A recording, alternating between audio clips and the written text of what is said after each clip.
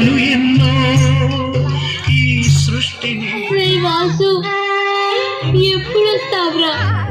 ఈ ప్రాణం నీకోసమే ఎదురు చూస్తుందిరా.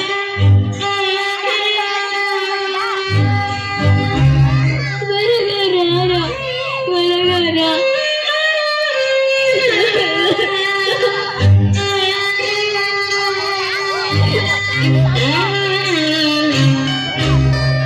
హలో హలో, డాక్టర్ గారు అండి? చెప్పండి. నేనండి, భారతమ్మని. మీరు ఈరోజు రమ్మని చెప్పారు, కానీ నా కొడుకు దుబాయ్లో పుట్టినాడు. వాడు వస్తాడని చెప్పాడు. వాడు రాగానే వచ్చి కలుస్తాం. మీ హెల్త్ కండిషన్ అస్సలు బాలేదు, ఆ విషయం మీకు కూడా తెలుసు. అసలు మీ పరిస్థితి మీ అబ్బాయికి చెప్పారా? మీరు ఇప్పుడు ఎమర్జెన్సీ కండిషన్లో ఉన్నారు, త్వరగా ట్రీట్మెంట్ చేయాలి. నాకేం ప్రాబ్లం లేదు, తర్వాత మీ ఇష్టం. వాడు రాగానే వచ్చి కలుస్తాం డాక్టర్. సరే.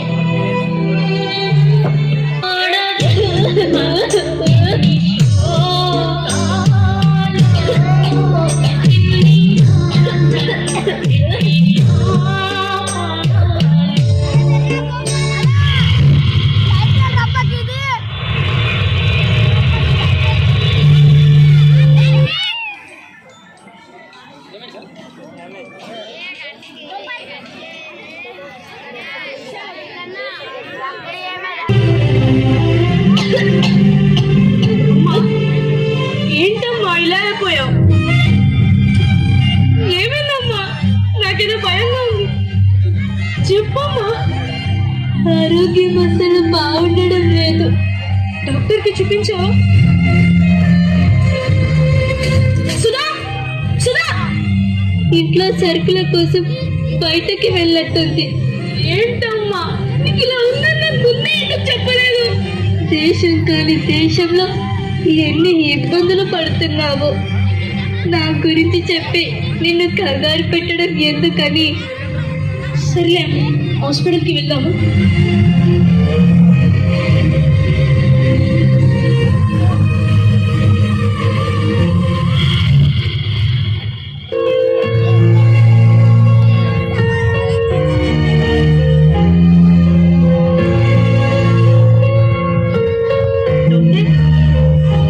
కూర్చోండి. మీరు నా కొడుకమ్మ ఈరోజు దుబాయ్ నుంచి వచ్చాడు. మీ అమ్మగారి కండిషన్ మీకు తెలుసా? ఉద్యోగాలు డ్యూటీలు ఇంపార్టెంటే, కాదనట్లేదు, కానీ కుటుంబం కూడా ఇంపార్టెంటే కదా. మీరు వచ్చే వరకు ప్రాణం ఆగుతుందా? కొంచెం కూడా రెస్పాన్సిబిలిటీ లేకపోతే ఎలా అండి? సారీ, నిజంగా నాకు తెలియదు డాక్టర్. తెలుసుంటే అలా నెగ్లెక్ట్ చేసేవాడిని కాదు. మా అమ్మ అంటే నాకు ప్రాణం doctor. Okay okay, cool down.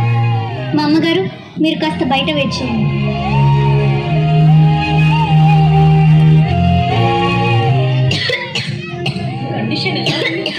ఆమెకు అర్జెంటుగా ఆపరేషన్ చేయాలి. మినిమం 10 లక్షల దాకా ఖర్చు అవుతుంది. ఆమెను ఎంత త్వరగా అడ్మిట్ చేస్తే అంత మంచిది.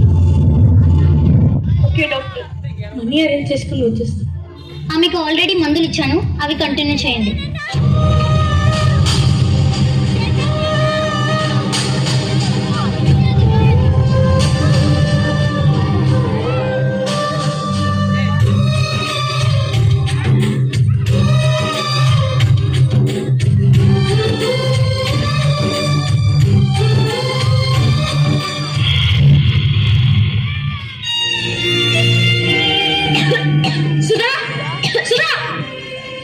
ఎంతసేపు అయిందండి వచ్చి? అమ్మకి ఆరోగ్యం బాగాలేదని నాకెందుకు చెప్పలేదు? నిన్న అడిగాను, నెల నెల డబ్బులు పంపిస్తున్నాగా, ఏం చేస్తున్నావు? ఇల్లు అమ్మేస్తా అంటున్నారు, అది తెలుసా? ఆ విషయం మీకు కూడా చెప్పాను. మనమే కొనుక్కుందామన్నారు, అందుకే డబ్బులు జాగ్రత్త చేస్తున్నా. అమ్మ కంటే నాకు ఏది ఎక్కువ కాదు. ముందు బ్యాంకుకి వెళ్ళి మొత్తం డబ్బు తీసుకురా. అమ్మ ఆపరేషన్కి కట్ట. అమ్మా, ఉన్న డబ్బులు చాలు, ఫ్రెండ్స్ని కలిసి అడిగి చూసి. నేను ఉన్నానమ్మా, నీకేం కాదు.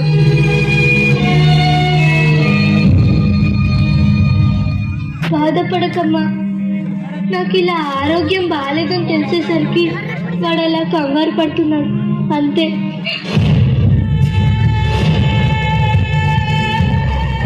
నువ్వు మాట్లాడకు. రాకరాకి ఇంటికోసం చెప్పాల్సింది చెప్పి తిట్టించావు. అయినా నీకేం రోడ్ చేశాను? చూడకుండానే బ్రతకావా ఇన్నాళ్ళు? నేనన్నానా? సొంతింటి రాత లేదనుకుంటా ఈ జన్మకి. ఇల్లు కొనుక్కుందామని రూపాయి రూపాయి కూడబెడితే నీ రోగం పేరుతో మొత్తం ఊడ్చేస్తున్నావు. నేనా? మరి కాకపోతే నా డబ్బంతా కూర్చుపోసి నీకు ఆపరేషన్ చేయిస్తే 100 ఏళ్ళు బ్రతుకుతావా? మహా అయితే 4 ఏళ్ళు 5 ఏళ్ళు. కానీ మేము 100 ఏళ్ళు బ్రతకాలి. అది ఈ అద్దె కొంపలు. ఇప్పటికైనా అక్కడ నేను ఇక్కడ బ్రతుకుతున్నా. ఓ పిల్ల లేదు, పీచు లేదు. జీవితం చివరికి వచ్చింది. పిల్లల భవిష్యత్తు గురించి కనీసం ఆలోచన లేదు.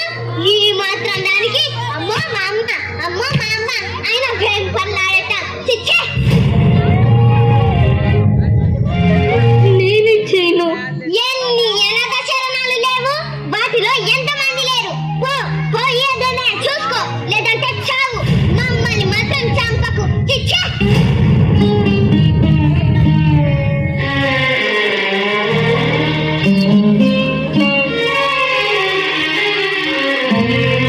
ఇదే తరతరాల చరితం జ్వలించే జీవితాల కథనం. ఇదే తరతరాల చరితం జ్వలించే జీవితాల కథనం. పగేమో ప్రాణమయ్యేనా ప్రేమ లేదు. నా కోడలన్న దాంట్లో తప్పేముంది? ఇప్పుడు నేను బ్రతికి మాత్రం ఎవరిని ధరించాలి? నా బిడ్డల భవిష్యత్తు నాకు ముఖ్యం. వాళ్ళ జీవితానికి ఆనందానికి నేను అర్థం కాకూడదు.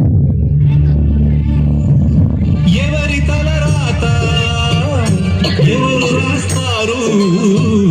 దైవమున్నాడు, నడుపుతున్నాడు, నడుపుతున్నాడు. ఎవరి తల రాత ఎవరు రాస్తారు? దైవమున్నాడు, నడుపుతున్నాడు, నడుపుతున్నాడు.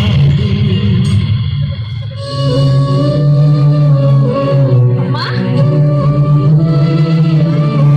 సుధా, సుధా, అమ్మ ఎక్కడ? ఎప్పుడు అమ్మ అమ్మ అమ్మ ప్రేమర్శం కాదా? అమ్మ ఎక్కడ? ఉందే నేను చచ్చిందో. నాకేం తెలిసిపోయిందో చిచ్చే. సుధా,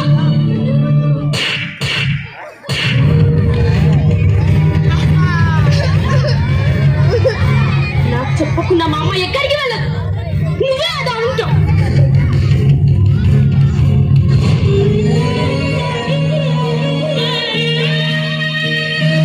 చిన్నప్పుడు నాన్న వదిలేసి వెళ్ళిపోతే నా కోసం ఊడకం చేసింది. నా కడుపు నింపడానికి రాలెత్తిన కూలి అయింది. నీలాగే అన్నాడు నా సుఖం నాకు ముఖ్యం అని ఆలోచించి ఉంటే మా అమ్మ వేరే ఒకరిని పెళ్లి చేసుకొని వెళ్ళిపోయి ఉంటే నేనెక్కడ ఉండేవాడిని? తనలాగే నన్ను పనిలో పెట్టకుండా 4 ముక్కలు చదివించబట్టే నన్ను నిన్ను పోషించుకోగలుగుతున్నానే. నా కోసం తన జీవితాన్ని త్యాగం చేసింది మా అమ్మ. అలాంటి మా అమ్మని గెట్టేశా.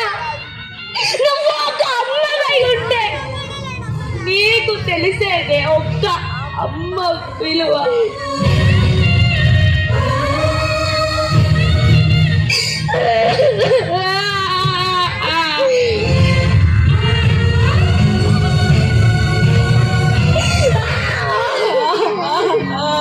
మన సుఖం గురించి ఆలోచించాను కానీ ఇలా మీకు దూరం అయ్యే పరిస్థితి తెచ్చుకుంటున్నానని గ్రహించలేకపోయాను.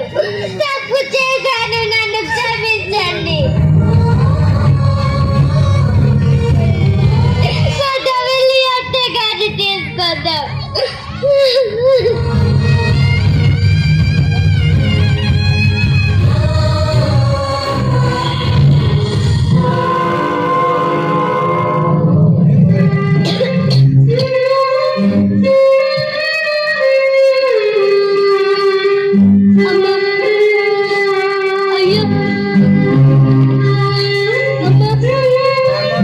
అయ్యా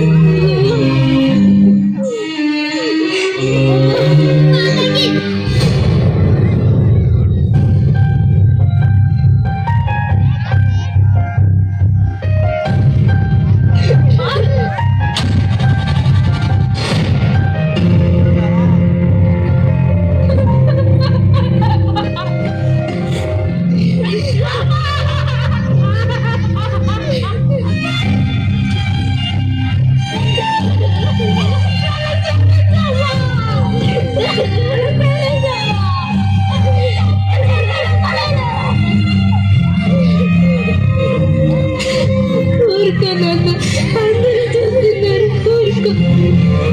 సుధా, మా అమ్మను పిచ్చగా తెచ్చేసావనే.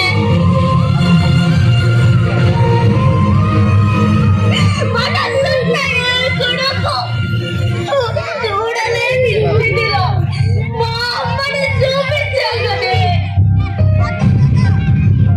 నన్ను క్షమించండి అత్తయ్య గారు.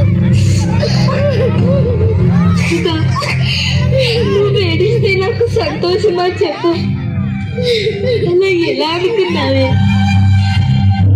ఏ తల్లిదండ్రులైనా తన బిడ్డల జీవితాలు బాగుపడాలని కోరుకుంటాం, అంతేగాని రోగాలు రావాలని, వచ్చిన రోగాలకు బిడ్డల జీవితాలు బలిపెట్టాలని అనుకో. మీరు పోతే మా జీవితం బాగుపడుతుంది అనుకున్నారు, కానీ ఇలా సంతోషంగా ఉన్న జీవితాన్ని నాశనం చేసుకుంటున్నానని తెలుసుకోలేకపోయాను. తప్పు చేశాను, నన్ను క్షమించండి అత్తయ్య గారు. పద ఇంటికి వెళ్దాం. అమ్మను మించి దైవం ఉన్నదా? ఆత్మను మించి అర్థం ఉన్నదా? కళ్ళ ముందు బిడ్డకు చందమామను చూపు.